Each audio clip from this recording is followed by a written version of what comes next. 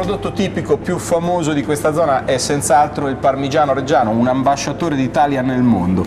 Ma come si fa il Parmigiano Reggiano? Lo chiediamo a Maurizio, che è uno dei soci di questa cooperativa. Allora, innanzitutto si fa con latte munto alla sera, che viene portato nelle vasche di affioramento e rimane lì fino al mattino, quando arriva suo fratello con la mungitura del mattino. Vengono mescolati togliendo la panna di affioramento del latte della sera e poi si inizia la lavorazione. La lavorazione consiste nell'aggiungere del siero innesto che serve per aiutare l'acidificazione del latte per far prima a cagliare il formaggio. Viene portato a una temperatura di circa 56 gradi. Quindi lasciato lì a cuocere, diciamo. Lasciato lì a cuocere per un determinato periodo fino a quando con il dito del casaro non segna, si dice. E poi viene rotta la cagliata e poi viene a decantarsi sul fondo. E a quel punto viene raccolto il caglio con dei teli, giusto? Sì, viene raccolta la cagliata dopo circa un'ora che si deposita totalmente e poi viene tirata su. Vengono tagliate con un coltello apposta e vengono messe all'interno di fasciere di legno o di plastica apposta e vengono lasciate lì a asciugare dal siero. Durante la sera gli viene messa la fasciera con tutti i puntini del parmigiano e rimane lì fino al mattino dopo.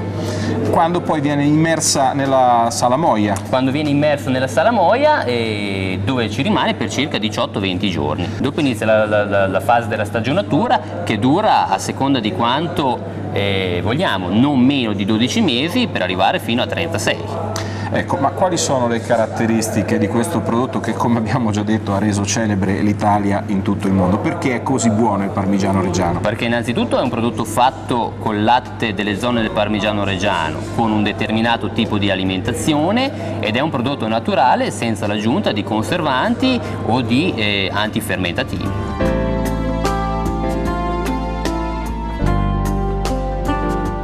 Roberto è la persona che concretamente fa il formaggio, fa il Parmigiano Reggiano, ma com'è questo lavoro, Roberto? Questo è un lavoro di sacrificio, un lavoro pesante. Il casaro lavora 365 giorni su 365. Questo è un lavoro che ci spiega di quanto valga il Parmigiano Reggiano come prodotto che finisce sulle tavole di tutti. Cioè il valore è inestimabile, ecco.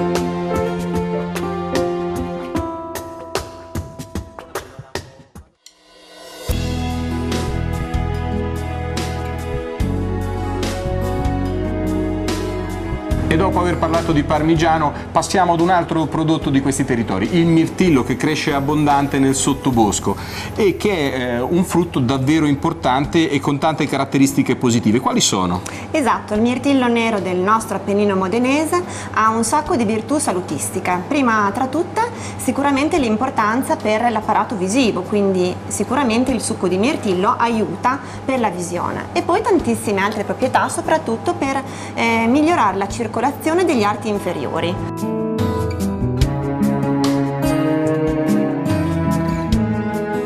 La prima caratteristica del mirtillo è che è buono. Ci facciamo un sacco di cose, ma soprattutto un succo di mirtillo che otteniamo proprio spremendo il mirtillo fresco del nostro Appennino. Ecco, va detto per inciso che questo mirtillo non è coltivato, è tutto selvatico, viene raccolto nel bosco, giusto? Esatto, si tratta di un mirtillo spontaneo che cresce sui nostri monti, dai castagneti, quindi da un'altitudine di 700 metri, fino al crinale appenninico, quindi fino ai 2000 metri.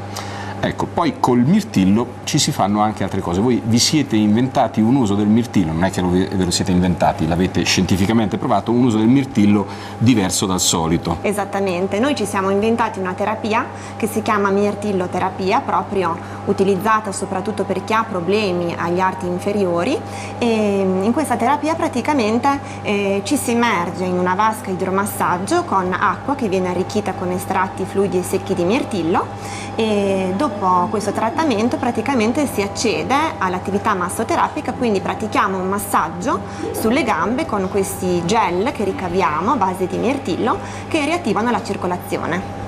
Insomma, un mirtillo da consumare sia come cibo che come sostanza salutistica. E adesso passiamo ad un altro argomento della nostra trasmissione.